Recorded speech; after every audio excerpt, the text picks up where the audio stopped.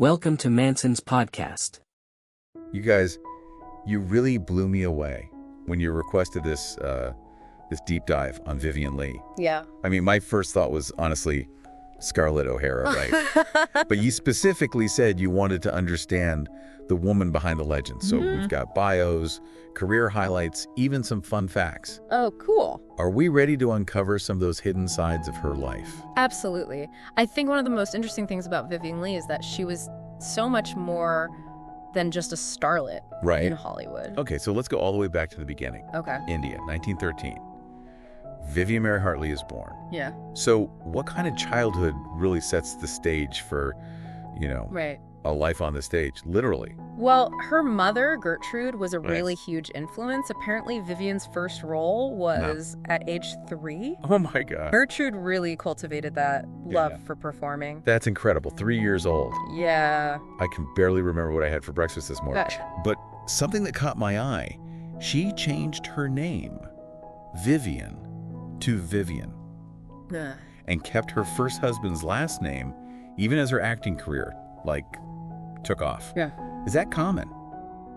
It's definitely, it seems counterintuitive to what, a rising star would do. It is. Changing her first name, maybe that was about, crafting an image, but holding on to Hartley, that suggests a strong sense of self, even as she entered that, world of acting. I see what you're saying. Yeah. So I'm curious, based on those early experiences, do you see, a through line to the choices she made later in her career? Did that early love of performing, did that actually set the stage for everything that followed? It's certainly possible. That early exposure to performance might have just instilled in her a deep appreciation for the craft. And the drive to kind of go beyond just the fame and glamour. Okay, so that leads us to a point that really surprised me. Even with all of her Hollywood success, she considered theater the true actor's medium. Why do you think that was? It just speaks to her dedication to the art itself. Remember, her filmography is surprisingly small, only 19 films. Wow, that's it. Yeah, she wasn't chasing every role that came her way. She was deliberate. Maybe even a bit idealistic about what she chose to be part of. That is so different from how a lot of actors approach their career now.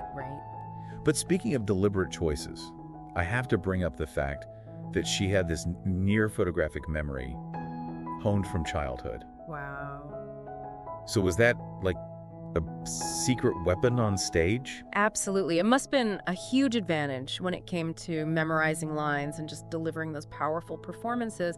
And it just highlights that, raw talent's only one part of the equation. Discipline, dedication plays a vital role too. So we have this image of Vivien Leigh, a dedicated artist, choosing her projects carefully. And then there's Gone with the Wind. Iconic role, but sources mentioned that she felt trapped by it. Is that a common experience for actors who achieve such massive success with a single character? It's not uncommon at all. It's the double-edged sword of iconic roles. They bring you fame and recognition, but they can also really typecast you, making it difficult to break free from that one defining character. And Gone with the Wind was no walk in the park to film either. Clashes with the director, grueling hours. Did the experience itself maybe contribute to that feeling of being trapped? It's definitely possible. I mean, the intensity of that filming process, coupled with just all the pressures of such a high-profile role, could have easily left her feeling, drained and disillusioned. It makes you wonder if in some ways that iconic role kind of pushed her back towards the stage where she felt more in control of her craft. That's an interesting perspective. It's she needed to reclaim her artistic identity to move beyond the shadow of Scarlett O'Hara, and the theater just provided that space. It makes sense for her. So this desire to kind of break free from that image led her back to her true love, the theater. But she couldn't escape those critical voices, could she? Unfortunately, no. Some critics continued to praise her. But others, like Kenneth Tynan, were incredibly harsh, especially regarding her later stage work. But how much of that criticism was valid? And how much of it was the shadow of Scarlett? This expectation that she should be that character forever? It's a delicate balance. It is. Appreciating the art while acknowledging the human being behind it. Absolutely. I think it's really important to separate the art from the artist, to recognize that an actor is not defined by a single role. Okay, so we have this incredibly talented, complex woman trying to navigate this career path that's constantly pitting her against this image of Scarlett O'Hara. Yeah. And then you add in the whirlwind romance with Laurence Olivier. Right. I mean, were they really the golden couple that the media made them out to be? That's a good question. Their relationship was definitely passionate, but also incredibly tumultuous. They were both married to other people when they met, which caused quite a scandal. They eventually married in 1940, but divorced in 1960. But even after the divorce, she referred to him as, like, her husband. Yeah. That seems to go beyond, like, just lingering affection, doesn't it? It does. It speaks to a deep and complicated bond, one that went beyond the typical Hollywood romance. Yeah. It really makes you think, like, how much did that public obsession with their relationship, like, overshadow her own achievements? Right. Was she ever really seen as Vivien Leigh, the artist? Right. Separate from Vivien Leigh, one half of, Larry and Viv.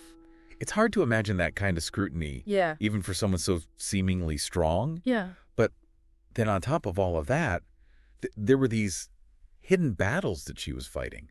Bipolar disorder and chronic tuberculosis. Right. Those are very different diagnoses. Absolutely. Back then. Yeah. Mental health, especially in the mid-20th century, was just so poorly understood. Yeah. And the treatments available, things like electroconvulsive therapy, were often just more damaging than helpful. And tuberculosis, well, that was a very serious, often life-threatening illness before effective antibiotics. I came across this quote, and it just, like, broke my heart. She said she would rather have a shorter life with Olivier than a long one without him.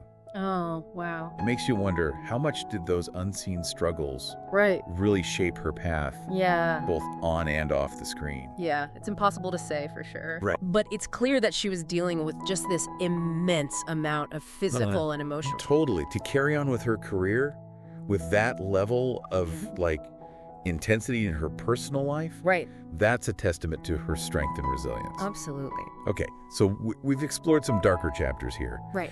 But it's important to remember the legacy that she left behind. Yeah.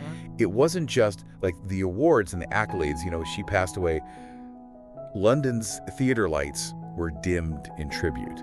That's a pretty powerful... It's incredible. Yeah, it is. Like a spontaneous gesture of respect and admiration from an entire community.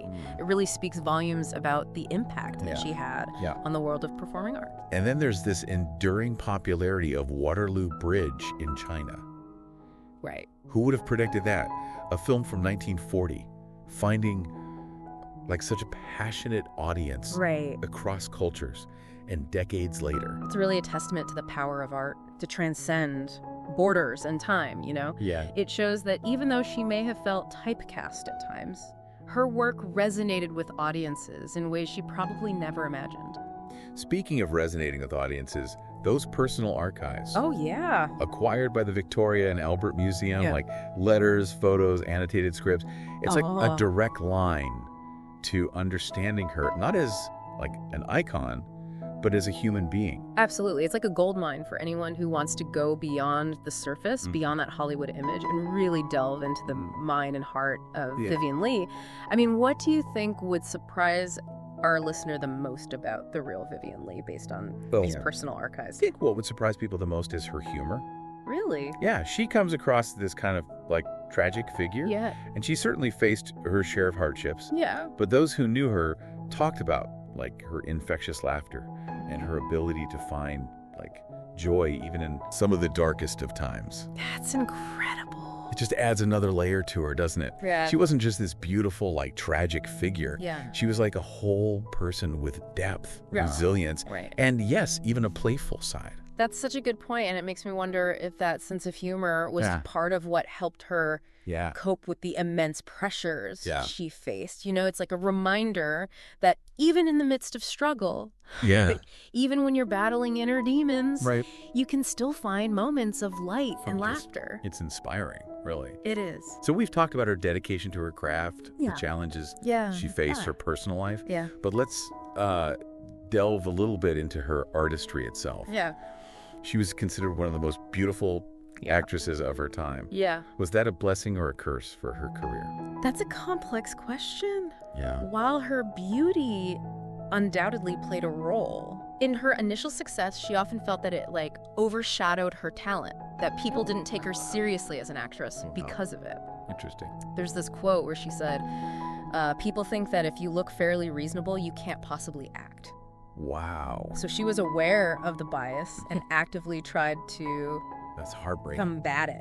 Yeah, to think that she felt her appearance was like a hindrance to her craft. Yeah. Did she actively try and choose roles that challenged that perception? She did. She sought out roles that showcased her range, her ability to embody characters that went beyond just being beautiful. So she was a beautiful woman who didn't want to be boxed in by her beauty. Exactly.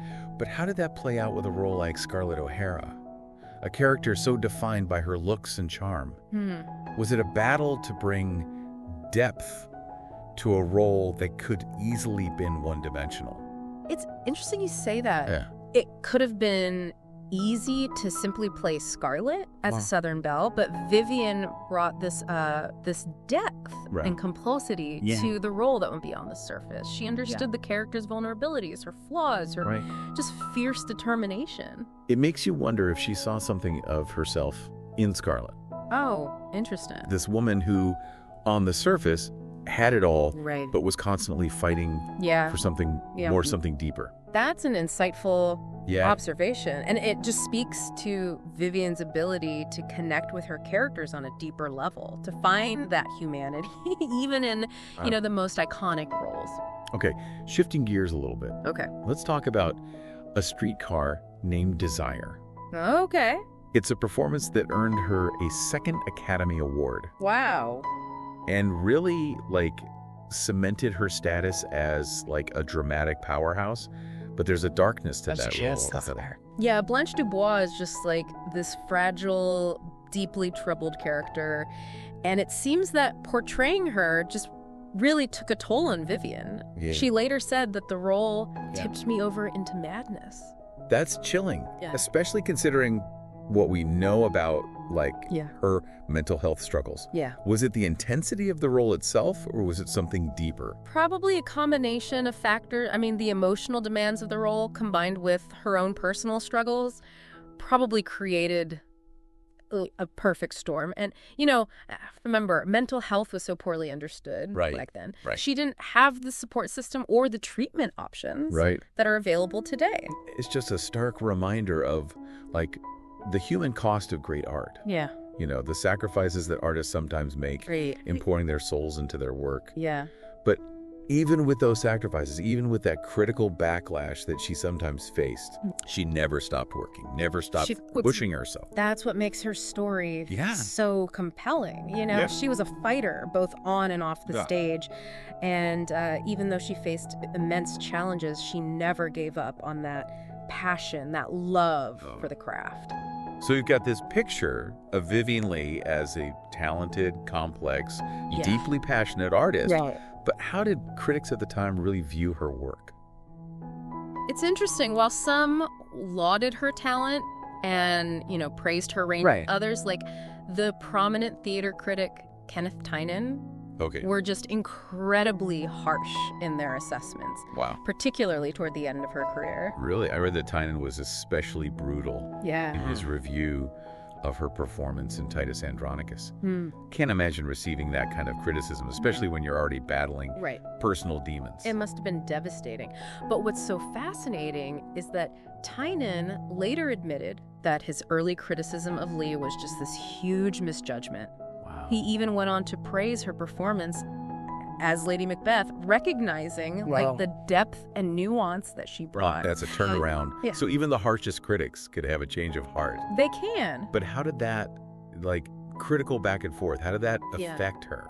Did it fuel her, or did it chip away at her confidence? It's hard to say for sure, but it's likely a bit of both. I mean, it's never easy to receive negative criticism, especially when it's coming from someone as influential as Kenneth Tynan. But at the same time, it's possible that she used it as motivation to prove her detractors wrong, to push herself even harder. Yeah. And it's a good reminder for us, too. critics don't always get it right. Right. There's a human being behind the performance, a whole life story we might not be aware of. Exactly, and it's up to us to engage with art thoughtfully, to recognize that there's always more to the story than what we see on stage or on screen. So we've covered a lot of ground here. Her childhood, her career, highs and lows, her relationship with Olivier, the triumphs, the tragedies. What do you think is the biggest misconception people have about Vivien Leigh? I think the biggest misconception is that she was simply a beautiful, fragile woman who was defined by her role as Scarlett O'Hara. Right. But as we've seen, she was so much more than that. She was this talented, complex, and fiercely independent artist who fought for her place in a world that often tried to put her in a box. So not just a delicate flower, but a steel magnolia, maybe. I like that. That's a perfect way to describe her strength and resilience. Now, I know we've been focused a lot on her career. Right. But I want to circle back to those unseen battles she faced. Yeah. How did her struggles with bipolar disorder and tuberculosis, how did that shape her experience, both personally and professionally? Impossible to know for sure, but it's clear that she was dealing with just a tremendous amount of pain, both physical and emotional. Yeah. And the limited understanding and treatment options available at the time must have made it even more difficult for her.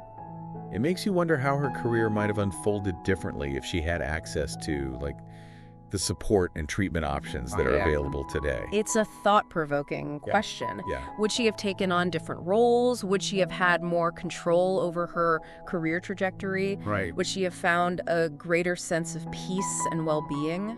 It's impossible to say for sure. Right. But it's a reminder that mental health matters. Yeah, absolutely. Both in the entertainment industry and, in every aspect of life. Yeah. It's a reminder to be kind, to be compassionate. Absolutely. And to never underestimate the strength and resilience of the human spirit. Yeah, it really makes you think about, the unseen struggles so many people face, even those who seem to have it all. Yeah. But before we get too somber, I want to touch on something we haven't really discussed yet. Okay. Her personal life beyond Olivier. Okay. Sources mention a close friendship with Noel Coward. Was that a source of, support for her? Noel Coward was a constant in her life, a confidant and a collaborator. Their letters reveal this deep affection and mutual respect. He even wrote the play Hay Fever. Really? Specifically for her. Wow. It seems that their friendship really provided a much-needed sense of stability and normalcy amidst all that chaos of her career and personal life. That's heartwarming to hear. Yeah. It's a reminder that even in the whirlwind of fame and fortune, genuine human connection is so vital. Absolutely. Okay, but back to the tough stuff. Okay. Her final years were marked by declining health, both the tuberculosis and the bipolar disorder. How did that, impact her work, her ability to... It's clear that her health significantly impacted her later career. There were periods of hospitalization, canceled performances, and difficulty just managing those demands of both stage and screen work. Yeah, it's heartbreaking to think of her, struggling with those illnesses. It is. While still trying to maintain, her artistic commitments. Right. It really puts things into perspective, doesn't it? We often idolize these Hollywood figures, but behind the glamour, they're just as human as the rest of us, dealing with, very real struggles. Right. So knowing what we know now about, the limitations of that era's understanding of mental health, how do you think we should view those later years of her career? Should we focus on the missed opportunities or celebrate her sheer determination balance to keep performing? Yeah, I think it's really important to acknowledge both. I mean, it's tragic to think of the roles she might have played, the heights she might have reached, had her health allowed. But her commitment to her craft, even in the face of such adversity, is just truly remarkable. It speaks to a level of passion and dedication that few possess. So what do you think is the most enduring part of her legacy? Is it Scarlett? Is it her stage work? Or is it something like less tangible, like her spirit, her determination? I believe her legacy is just multifaceted. You know, Scarlett O'Hara will forever be the role that she's most recognized for. But her impact just extends far beyond that. Yeah. Her dedication to the stage, you know, her fearless approach to challenging roles, and just her sheer determination to overcome adversity. Yeah. These are all aspects of her legacy that just continue to inspire artists and audiences today. Well, that brings us to the end of our deep dive. It does. Into the life of Vivien Leigh. I have to say, this has been like a real eye-opener for me. I went in thinking, you know, Scarlett O'Hara, but I came out with a whole new appreciation for like the complex, resilient woman behind that iconic role. I'm so glad to hear that. That's what these deep dives are all about, like uncovering those hidden layers, the stories behind the stories. You know what? I think we accomplished that. We explored her childhood, her career triumphs and struggles, her love affair with Olivier, the unseen battles, the enduring legacy. I feel like we really got to know Vivien Leigh.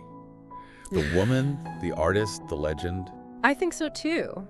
We definitely covered a lot of ground, and hopefully, you know, we've sparked some curiosity for our listeners to explore further. I mean, those Victoria and Albert Museum archives are waiting. Exactly. There's always more to uncover. Right. More to learn. Absolutely. So to our listener, if this deep dive has sparked your interest, don't stop here. Yeah. Dive into those archives, read her letters, watch her films, and see what resonates with you. You might be surprised. You might be. By what you discover. Yeah. Until next time, keep exploring, keep learning, and keep diving deep.